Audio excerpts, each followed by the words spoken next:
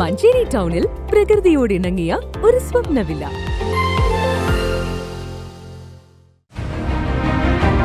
നിങ്ങളുടെ വീടിന്റെ വാഷ്റൂമുകൾ ഇനി ഗ്ലാമർ റൂമുകളാക്കാം സെറ സ്റ്റൈൽ ഗാലറിയിലൂടെ. Sera style gallery near cooperative college, Manjeri.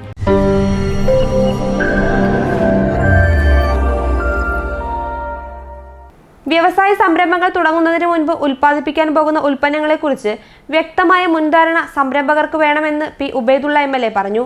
Hilton ഓഡിറ്റോറിയത്തിൽ വെച്ച് നടന്ന കേരള സംസ്ഥാന ചെറുകിട വ്യവസായ അസോസിയേഷൻ മലപ്പുറം ജില്ലാ സമ്മേളനം ഉദ്ഘാടനം ചെയ്ത് സംസാരിക്കുകയായിരുന്നു അദ്ദേഹം.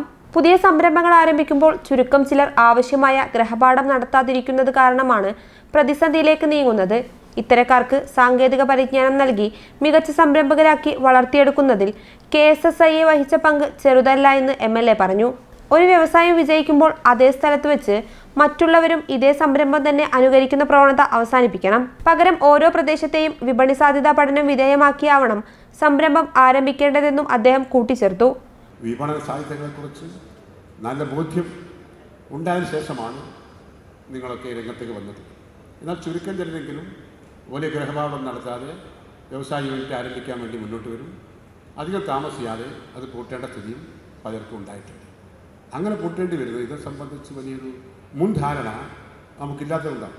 അത്തരമൊരു ധാരണ വ്യവസായികൾക്കിടയിൽ ഉണ്ടാക്കിയെടുക്കുന്നതിന് വേണ്ടി മലപ്പുറം ജില്ലയിൽ പ്രത്യേകിച്ച് വ്യവസായ വകുപ്പ് ഇടയ്ക്കിടയ്ക്ക് സാങ്കേതികമായിട്ടുള്ള പരിശീലന പരിപാടികൾ ഈ ജില്ലയിൽ നടത്തി വരാറുണ്ട്. കാർഷിക വിഭവങ്ങൾ ഉപയോഗിച്ചുള്ള ഉൽപ്പന്നങ്ങൾ നിർമ്മിക്കുന്ന വ്യവസായികൾക്കുള്ള ധനസഹായ പദ്ധതികളെക്കുറിച്ച് കാർഷിക അടിസ്ഥാന സൗകര്യ വികസന നിധി Palakkad, Malappuram, Thrissur zonal coordinator Steffin Sambrikkal, food and safety assistant commissioner Sujith Perera എന്നിവർ ക്ലാസ് എടുത്തു.